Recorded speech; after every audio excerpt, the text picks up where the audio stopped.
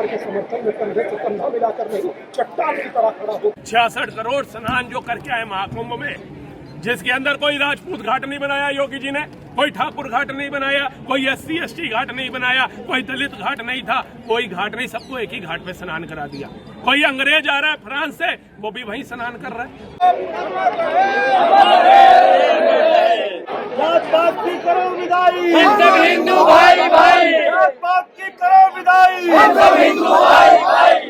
आप यूथ को क्या मैसेज देना चाहते हैं? जैसे चंद्रशेखर रावत जैसे लोग हैं जो आज जाटव समाज को स्पेशली हिंदुओं के विरोध में खड़ा कर रहे हैं, उनको वहाँ पर नहीं आते जहाँ पर मुस्लिम दलित के साथ अत्याचार करता है, जहाँ पर और हिंदू लोग अत्याचार या आरोपी होते हैं वहाँ पर वो पहुँचा है। अभी एक मुद्दा चल रहा था जैसे कि क्लासिफिकेशन ऑफ रिजर्वेशन में, तो वहाँ पर उन्होंने भारत बंद का ऐलान किया, पर अभी 14 साल के दलित बच्चे के साथ में रेप हुआ जहाँ पर चंद्रशेखर रावत कहीं भी नहीं गए। तो आप क्या मैसेज देना चाहते हैं यूथ को कि चंद्रशेखर रावत? देखिए, चंद्रशेखर रावत जैसे बंदों की सोच जो है ना, वो सिर्फ सत्ता हासिल करती है। अगर कोई इंसान वाकई में कोई समाज सेवा का कार्य करना चाहता है तो वो वैसे भी कर सकता है, जरूरी नहीं सत्ता में तब भेजा जाता है। समझिए कि हमारा कोई कानून है, हम अपनी बात रखना चाहते हैं और वो सरकार नहीं सुन रही, तो हम चाहते हैं कि वो लोग वहां जाएं और वो हमारा कानून जो है, हमारे हक की आवाज को पास करें। फॉर एग्जाम्पल, किसानों को लेकर के एक मुद्दा छेड़ दिया गया था भारत के अंदर, लेकिन जब हरियाणा के अंदर और पंजाब के अंदर चुनाव आए तो आप मेरे को बताइए कितने किसानों के नेता संसद बन के सांसद भवन पहुंचे? एक भी नहीं। तो उनके कंधों के ऊपर अगर बंदूक चलाने का काम किया जाएगा तो क्या होगा? केजरीवाल ने अब पैसों के बल पे टिकटें बेची, सांसद बन गए, वहां कांग्रेस के बन गए। वो किसानी नेता क्यों नहीं बने?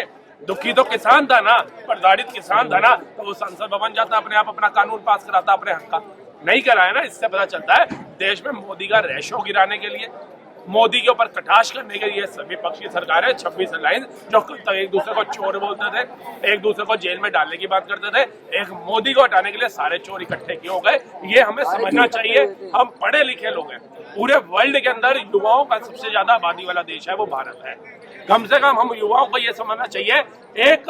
मैं ये नहीं कहता हूँ कि तमाम मुस्लिम समुदाय खराब है, अगर उसको बोलूंगा तो ये जनता मुझे मूर्ख बोलेगी कि कलाम साहब भी तो मुसलमान थे, उनका परमाणु क्यों लिया, परमाणु शक्ति कैसे बना? तो हम चाहते हैं कलाम बनो, कसाब मत बनो।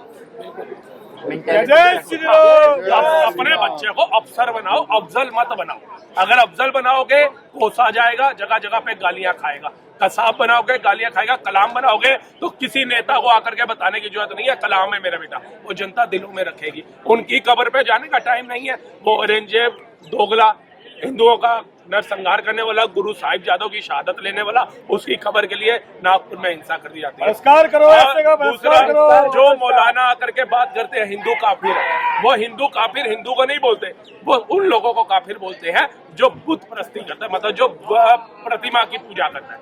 अब वो प्रतिमा की पूजा जो हमारे जाटव समाज के भाई हैं, जो SC ST हैं, जो आज ये नारा दे रहे हैं जय भीम जय मीम का, उन भाइयों को भी समझना पड़ेगा। ये जैसे एक प्लास्टिक की बोतल आती है ना पानी की, उसके पीछे लिखा होता है यूज, क्रश एंड थ्रो, पियो, तोड़ो और फेंक दो। तो ये लोग भी आपका यूज करके आपको ऐसे ही तोड़ के फेंकेंगे जैसा मुगल काल में हो रहा था। तो बटो भी मत और कटो भी मत, रहो। क्योंकि चंद्रशेखर रावण अयोध्या जैसी पावन भूमि में जहाँ 8500 में बिके हुए लोगों ने अब देश प्रसाद को वोट दिया था, उसका जब कार्यकर्ता 12 साल की दलित बच्ची से बलात्कार करता है और अखिलेश यादव जो संविधान की किताब लेकर के चलता है वो कहता है DNA कराओ तब मानूंगा मेरा कार्यकर्ता दोषी था।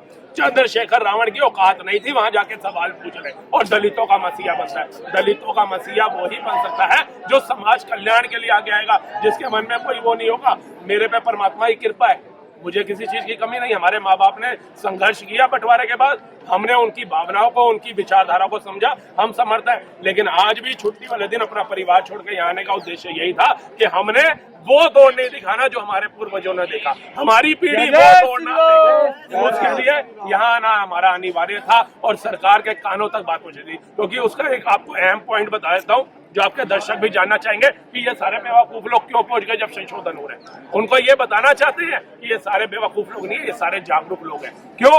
अगर 9,30,000 एकड़ जमीन एक इंसान हड़प के बैठा है, जिसका कोई यूज नहीं कर रहा, सिर्फ देश को खोखला करने के अलावा क्या उद्देश्य हो सकता है। आज हमारे जो पिता बुजुर्ग थे, उन्होंने हमें बताया कि कैसे हम अपनी संपत्ति छोड़ करके, कोयले की खान थी हमारे दादा परदादा की, राजा महाराजा की जिंदगी थी। आज आकर के हमारे दादा ही बताते थे कैसे आर्मी का ट्रक आता था, रोटियां फेंक के जाता था। एक जानवर से भी बदतर जिंदगी थी, कैसे पेड़ काट काट करके आज दल बदल खड़ा किया। आज इन्होंने SC ST दलितों को, निचले तबकों को, पिछड़ों को पिछड़ा ही रहने दिया ताकि हमारा वोट बैंक बना रहे। आज अगर धीरेन्द्र शास्त्री जी कहते हैं कि जात पात की करो विदाई, हिंदू हिंदू भाई भाई मिर्ची इनको क्यों लग जाती है, क्यों लग जाती है। आज अगर कोई दलित समाज का बंदा, जिन्होंने इन्होंने वहम डाल दिया कि दलित समाज के हाथ का पानी नहीं पीता ब्राह्मण, मैं ब्राह्मण हूँ, मेरे साथ राजपूत भी हैं, ठाकुर भी हैं, सभी धर्मों के लोग हैं, लेकिन आज सबकी जुबान पे क्या है, हम हिंदू हैं भाई भाई। आज मेरे साथ दलितों बोलो मेरे साथ पानी ना पिए, आपके चैनल पे ओपन चैनल करता हूँ, और कभी वो स्टिंग ऑपरेशन होता है वो भी करना। जब हम लोग ऊंच नीच खत्म कर चुके हैं, जब हमारे देश का प्रधानमंत्री सर्वोच्च स्थान के ऊपर प्रथम नागरिकता के स्थान पे द्रौपदी मुर्मू जी को बिठा सकता है और राम मंदिर के गर्भगृह में आरती करवा सकता है, तो इससे अच्छा मैसेज क्या होगा हमारे देश के लिए कि छुपाछूत खत्म हो चुका है, ऊंच नीच खत्म हो चुकी है। जय श्री राम। आज जो ये विपक्ष कोसता है ना, अडानी अंबानी देश बेच दिया, आज जाकर के देखिए गुजरात की सड़कों के ऊपर अंबानी सबसे अमीर आदमी का बेटा पैदल द्वारकाधीश तक चल रहा है। संस्कारों में अगर आपके ताकत है ना, तो आपको बताने की जरूरत नहीं है किसी को कि मैं हिंदू हूँ, ठाकुर हूँ, राजपूत हूँ, क्या हूँ। राणा संगा जी के ऊपर बात आई थी, समस्त हिंदू संगठन खड़ा हो गया था, उसने ये नहीं देखा था कि सिर्फ राजपूत के महाराज हैं। ये हमारी एकता है, ये बौखलाहट पैदा कर रही है। 66 करोड़ स्नान जो करके आए महाकुंभ में, जिसके अंदर कोई राजपूत घाट नहीं बनाया योगी जी ने, कोई ठाकुर घाट नहीं बनाया, कोई SC ST घाट नहीं बनाया, कोई दलित घाट नहीं था, कोई घाट नहीं, सबको एक ही घाट पे स्नान करा दिया। कोई अंग्रेज आ रहा है फ्रांस से, वो भी वहीं स्नान कर रहा है, कोई यूपी से आ रहा है वो भी वहीं स्नान कर रहा है, कोई बिहार से आ रहा है, कोई गुजरात से आ रहा है, कोई राजस्थान, सब वहीं कर रहे हैं। तो ये एकता की मिसाल हमारी सरकार जो दे रही है, हमें उसका समर्थन करना चाहिए। ये तो चाहते हैं वही दो राय, वही मुजफ्फरनगर के दंगे हो, ये चाहते हैं वही दो राय फिर कार सेवकों की तरह हिंदुओं की हत्या हो, ये चाहते हैं वही दो राय हर एक राज्य में बम फटे, ये चाहते हैं वही दो राय हर ट्रेन फटे, हर पिक्चर हॉल फटे, हर मार्केट में बम फटे। इनका उद्देश्य यही है। अगर इन्होंने, आप बताइए, आप 10 लोगों के इंटरव्यू नहीं 1000 लोगों के इंटरव्यू ले चुके होंगे, कोई हिंदू मिलता होगा आपको कहता होगा मुझे इस मुद्दे में नहीं पढ़ना हिंदू मुस्लिम के, मुझे तो रोजगार चाहिए। लेकिन कोई मुस्लिम आता होगा ना, 100 में से 9 नहीं 10 के 10 ही बोलते होंगे हमें तो नमाज अदा करनी है, हमारे को तो हमारा हक चाहिए, हमें तो वक्फ बोर्ड नहीं खत्म कराना, हमें तो फलाना नहीं खत्म कराना। वो कभी नहीं कहेगा मुझे रोजगार दो, वो कभी नहीं कहेगा कि मेरे को मेरे बच्चे का भविष्य बनाना आगे जाने दो, वो कभी नहीं कहेगा कि साहब मेरे को मदरसे से भी अच्छा विश्वविद्यालय मेरे धर्म के लोगों के लिए बना करके दो, मुझे अपने बच्चे को वहां पढ़ाना है। वो अलीगढ़ यूनिवर्सिटी में होली बैन करनी है उसका समर्थन करेगा, वो JNU में कितना अफजल मारोगे हर घर से अफजल निकलेगा ये समर्थन करेगा। मुसलमान को हमारे को क्या करके कर रहे हैं। अगर आज कोई बोलता है मैं कोई संविधान की वजह से सुरक्षित नहीं हूँ भैया जी, पुलिस की वजह से सुरक्षित नहीं हूँ, मैं जिस इलाके में रहता हूँ वहाँ हिंदू बहुसंख्यक है इसलिए सुरक्षित। आपको पूछना है चाहिए उन इलाकों के अंदर जहाँ हिंदुओं की संख्या कम है, मुसलमानों की ज्यादा है। योगी आदित्यनाथ जी ने आज पॉडकास्ट में कुछ दिन पहले बोला था कि 100 मुसलमानों के बीच में 50 हिंदू नहीं रह सकता, लेकिन 100 हिंदुओं के घर के अंदर 50 मुसलमान सेफ रह सकता है। क्यों बोला? एक आप जा करके देखिए दिल्ली के अंदर कहीं ऐसे शाहीन बाग घूम रह करके दिखा दीजिए साहब, आप मजबूर हो जाएंगे। आपके घर की अगर कहते हैं इनकम नहीं सॉरी उसकी वर्थ लाख रुपए है ना, आप कहोगे भैया 10,000 में भी ले, मुझे निकाल, मेरे को मेरे बच्चों का जीवन देखना है, क्योंकि आपको संस्कार ऐसे दिए गए, आपकी परवरिश ऐसी हुई है, आपको बचपन में काटना नहीं सिखाया गया, पूजना सिखाया गया, आपको बचपन के अंदर आप व्यवहार करना नहीं सिखाया गया, गले मिलना सिखाया गया, नमस्कार करना सिखाया गया। G20 इसका प्रमाण था। फॉरेन कंट्री जिनका कल्चर था hi hello how are you, उनको मोदी जी ने नमस्ते सिखा दिया। उनकी जितनी स्त्रियां G20 के अंदर आई सारी भारतीय संस्कृति भारतीय साड़ी के अंदर थी, लेकिन आज हमारी बहनों को आप देख लेंगे जो भटक रही है, कच्चा बादाम पक्का बादाम कर रही है, कम से कम उनको भी सही दिशा में आने की आवश्यकता है। जाऊंगी तब प्रभु श्री राम ने उनको दो शब्द बोले थे कि दुख होंगे बहुत वन में, कांटों पर गुजर होगा, सीए कंदमूल खा के हमें खरना गुजर होगा। और माता सीता आगे से क्या कहती है, तुम वन में जाओगे जब मैं चरण दबाऊंगी, ये कंदमूल ही खा के मैं शुक्र मनाऊंगी। इससे अच्छा मेरे लिए क्या हो सकता है कि मैं अपने पति की सेवा में अपना जीवन अर्पण कर दूं। इन्होंने हमारे को पढ़ा दिया ताजमहल 8वां अजूबा, इससे अच्छा कुछ हो ही नहीं सकता। बाद में पता चलता है जिन्होंने बनाया उनके हाथ काट दिए। मुमताज के मरने के बाद उसी की बेटी से शादी भी कर ली। वो प्यार की निशानी है। जब वो समुद्र का सीना फाड़ के राम सेतु बना दिया प्रभु श्री राम ने माता सीता को लाने के लिए, वो प्यार की निशानी थी। जहाँ आज भी परमाण है वो पत्थर तैर रहे हैं। आज भी अंतरिक्ष देखोगे तो आपको अटल राम सेतु दिखेगा। लेकिन कई मूर्ख लोग भारत के अंदर जिनके खानदान के 4 प्रधानमंत्री भी हुए, वो कहते हैं राम सेतु काल्पनिक है। काल्पनिक राम सेतु नहीं था, काल्पनिक गांधी परिवार था, जो कब गैंडी से, खान से, नेहरू से गांधी बन गया। जनता आज जनता पढ़ी लिखी है, इनकी सच्चाइयां समझ रही है, जात पात की विदाई कर रही है। इनको लग रहा है मेरा जो राजा था गोल्ड स्पून चाइल्ड, जिसको हमने काटा नहीं चुभने दिया था, आज वो यात्राओं पे यात्रा कर रहा है। भारत जोड़ो यात्रा, भारत न्याय जोड़ो यात्रा। अब बहुत जल्द भारत की जनता देखेगी 2029 के बाद कांग्रेस खोजो यात्रा।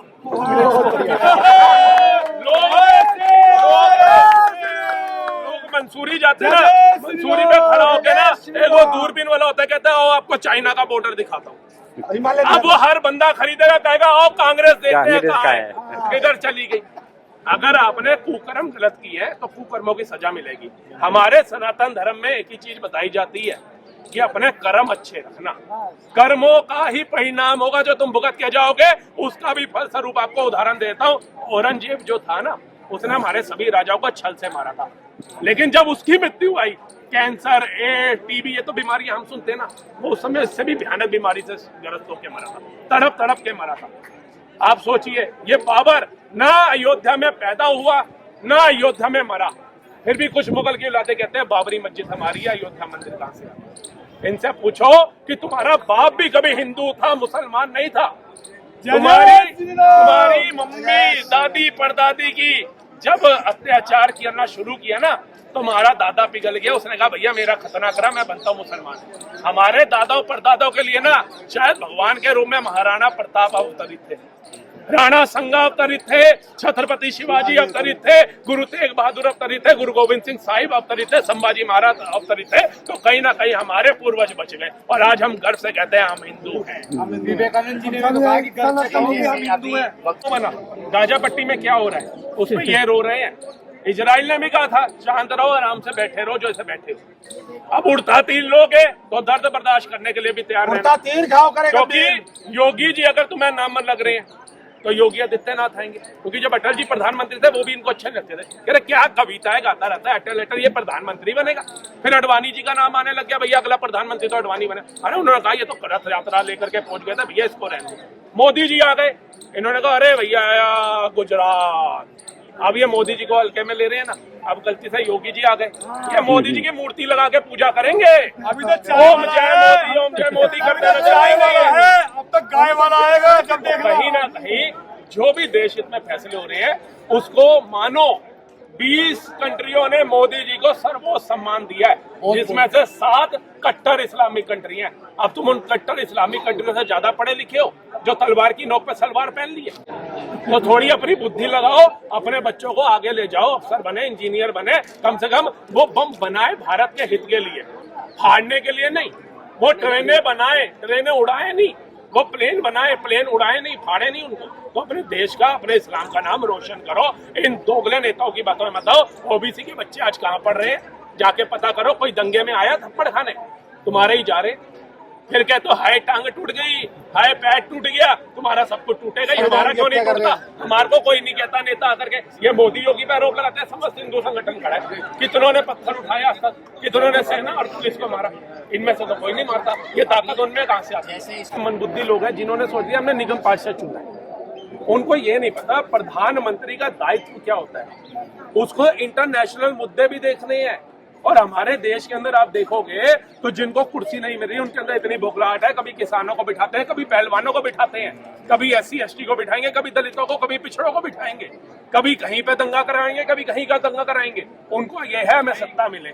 लेकिन अगर मोदी जी आज अगर हमारा ये समस्त हिंदू संगठन खड़ा हो रहा है तो कल को प्रधानमंत्री 57 कंट्रियों को जवाब देने वाला तो है कि मैं अपनी जनता के साथ चलूंगा। भैया देखो मेरे देश का माहौल खराब हो रहा है। जब हिंदू इकट्ठा ही नहीं होगा, हिंदू अपनी आवाज ही नहीं उठाएगा तो मोदी किसके लिए आवाज उठाएगा? आज वो वक्फ बोर्ड के लिए इकट्ठे हो जाते हैं, देश का माहौल खराब होता है तो मोदी को भी कहना पड़ता है भैया अब क्या करूं, हिंदू तो सोए हुआ, सबको जगाऊं, एक बार कह चुका, एक रहोगे नेक रहोगे, तुम्हारा मंगलसूत्र छीन लेंगे। वो सच्चाई है। वो मुगलों ने क्या किया था? वो लूटने आए होते तो लूट के चले जाते भारत को, नहीं गए। शासन करना तो शासन तो कर ही रहे थे, करने देते, लेकिन उनका देश था पूरे भारत को इस्लामीकरण में तब्दील करना, सबको कटवा मुल्ला बना देना। अगर वो उस समय हमारे योद्धाओं ने बचाने का काम किया और आज हम बचे हैं और आज हम 116 करोड़ होते हुए हमारे मंदिर लूट लिए गए, लेकिन आज भी चले जाओ तुलना कर लेना मस्जिदों के अकॉर्डिंग सबसे ज्यादा धन आपको हमारे मंदिरों में मिलेगा। अभी महाकुंभ के समय मशीनें खराब हो गई थी, राम मंदिर में इतना चढ़ावा गया, जिनके बाप दादा कह रहे थे ना मंदिर खाने को देगा, अस्पताल बना दो, उनसे जाके पूछो कितने लोग खाना खा रहे हैं। और वही मुसलमान समुदाय के लोग महाकुंभ में एक 3x3 की दुकान लेने के लिए तड़प रहे थे। तो ये सोच लो कि तुम्हारे पेट में जो रोटी जा रही है ना वो कहीं ना कहीं 116 करोड़ की देन है।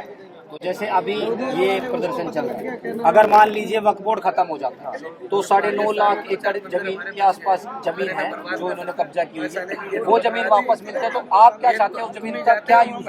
आप क्या चाहते हो? अहमदाबाद से मुंबई तक की बुलेट ट्रेन चले, भारत के भिन्न राज्यों में नहीं बुलेट ट्रेन चाहिए हमें, तो वो कहाँ से आएगी? जमीन होगी तभी आएगी ना। अबे रेल की पटरी हड़प लेते हैं, ये शौचालय हड़प लेते हैं, ये कहीं भी जगह छोड़ते हैं तो बताइए वो संसद भवन कह रहे हैं हमारा है। अबे वो अंग्रेज बना गए 200 साल पहले, तुम्हारा कुंभ। हाँ, अब बताइए गंगा नदी क्यों है? आज तक फातिमा नदी घोषित कर देता, मुगल था तो फातिमा नदी तो नहीं सुनी हमने। कोई नदी का नाम बताइए कोई हो भैया। अगर सारा मुसलमान ही था तो क्यों नदियों के नाम नहीं है, क्यों पहाड़ों के नाम नहीं है? उत्तराखंड को देव भूमि क्यों बोला जाता है, मुस्लिम भूमि क्यों नहीं बोला जाता? आप बताइए। हमारे तो कई साक्ष्य हैं, इनका खुद का अकबर जो था वो घुटने टेक गया था, माँ ज्वाला जी के अंदर अग्नि नहीं बुझा पाया था, छतर चला के गया, लेकिन कुकर्म ऐसे तक काला पड़ा है। तो कहीं ना कहीं सीखने की आवश्यकता है। जिस दिन ये सीख जाएंगे ना तो किसी अखिलेश वकलेश अकरुद्दीन बकरुद्दीन को बोलने की आवश्यकता नहीं है, भाईचारा अपने आप कायम हो जाएगा। लेकिन अगर ये कसाब बनोगे तो भैया फिर हिंदू तो अब बैठेगा नहीं अपने घर के अंदर, क्योंकि जिन्होंने अपने बुजुर्गों की बात सुनी है, अपना पास्ट देखा है, इतिहास में पढ़ा है, उनका खून तो खोर रहा है। वो कह रहे भैया महाराणा संगा ही हमारे लिए लड़े थे बुजुर्गों के लिए, हम किसके लिए? हम बस कमजोर को दबाने के लिए, हम अपनी आवाज उठाने के लिए भी। आज पहला नवरात्रा है, आज समस्त हिंदू संगठन यहाँ खड़ा है, हिंदुओं के लिए तो सबसे बड़ा पर्व उनका आज है। आए ना परिवार छोड़ना, छुट्टी वाला दिन है और सारे व्रत करके खड़े हैं। हिंदू रविवार है, छुट्टी मना सकता था, लेकिन यहाँ आने का उद्देश्य यही था कि कम से कम युवा जागो। हमारी एक पीढ़ी 99.9% खत्म हो चुकी है। जागा है वो आया। हमारे बुजुर्ग जो थे उनकी उम्रें जो थी 100-180 साल, वो कहीं ना कहीं खत्म। लेकिन युवा जागरूक बनो, एक युवा जागे आगे 10 को जगाए, कम से कम अपने हित के लिए वजह। जब वो एक जिनको आपने यहाँ इंटरव्यू लिए होंगे, आप मेरा इंटरव्यू ले रहे हो, मैं आपको फर्स्ट टाइम इंटरव्यू दे रहा हूँ आज की डेट में, लेकिन मैंने आपको सारा तथ्यों पे बात की। लेकिन पिछली बार जितने मैंने इंटरव्यू देखे वो ऐसी ताकत लेकर के आए हुए थे। वो रिपोर्टर आ रहा है क्या लिखा है, पढ़ना भी नहीं आ रहा था।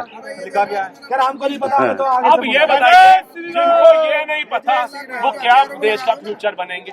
जिनको ये नहीं पता वक्फ बोर्ड है क्या, वो क्या देश का फ्यूचर बनेंगे? जिन्होंने 9 लाख 9.5 लाख एकड़ जमीन पर कब्जा कर लिया, उनके वंशज आज पंचर लगा रहे उसी जमीन। हाँ तो कांग्रेस जाती है। बताओ ये क्या पेंचर ही लगाते रहोगे? अब ट्यूबलेस टायर आ गया, धंधा वो भी खत्म हो गया। अब आगे और प्रगति को छुएगा देश, हो सकता है टायर की जगह कुछ और यूज होने लग जाए, फिर क्या करोगे? कौन सा काम ढूंढोगे? अब भले टाइम में हमें पता, हमारे दादा परदादा में ना टाइटन की घड़ी आती थी, बड़े खुश हो जाते थे। आज स्मार्ट वॉच से कम बच्चा पहनता है। एक टाइम होता था वो घर में लैंडलाइन होता था ना, तो पप्पू के घर में होता था, धर्मेंद्र जाता था मेरा फोन आएगा तो बता देना, भागा भागा जाता था। आज बच्चे के पास एंड्रॉइड फोन है, कंप्यूटर है। देश का जो हमारा नाम ऑस्ट्रेलिया में गूंज रहा है, हमारे प्रधानमंत्री को बोस कह घोषित नाम से उच्चारा जा रहा है। बाइडन जैसा पैर छू रहा है, और ये जो अब ट्रंप आया वो कह रहा है we miss you Modi ji. आप बताइए, ऊपर से वो पपुआ लूनिया का पैर छू रहा है। ऐसे कितने उदाहरण हैं जो हमारे देश के प्रधानमंत्री की इतनी तारीफ फर्जी वीडियो बना के डाल दी है। भारत का कुर्सी नाम हिला रहा है। उच्चारण कर रहे हैं, पांचवी अर्थव्यवस्था पे आ गया। हमारे मोदी जी कहते हैं जर्मनी जापान को पछाड़ के तीसरे नंबर पे लाऊंगा, मेरा उद्देश्य है। भारत को 2047 तक विकसित भारत बनाऊंगा, मेरा उद्देश्य है। लेकिन ये क्या कहते हैं, पटरी उतार करके वंदे भारत गिराऊंगा, मेरा उद्देश्य है। संभल में पुलिस वालों को पत्थर मार के अस्पताल पहुंचाऊंगा, मेरा उद्देश्य है। कश्मीर में सेना को पत्थर मार के अस्पताल पहुंचाऊंगा, मेरा उद्देश्य है। तिरंगा जला करके तिरंगे का अपमान करूंगा, मेरा उद्देश्य है। तो इन उद्देश्यों से बाहर निकलो। तो जैसे अभी चलता है, ये काफी लंबे समय से चलता हुआ है कि हिंद पर आप क्या कहेंगे कि क्या हमें हिंदू मुस्लिम भाई भाई की जरूरत है या सारे हिंदू ही भाई भाई की बात करें? हिंदू कलाम साहब की विचारधारा वाले भाई, घर वापसी हिंदू करो, बिस्मिल्लाह खान साहब की घर वापसी विचारधारा करो, वाले भाई भाई, अच्छे मुसलमान हिंदू घर मीर वापसी अब्दुल करो। हमीद की विचारधारा वाले भाई भाई, हिंदू अशफाक उल्लाह खान जैसे बंदों की विचारधारा वाले भाई भाई, ये तो भाई भाई बन भी जाएंगे और बने भी होंगे जीवन में।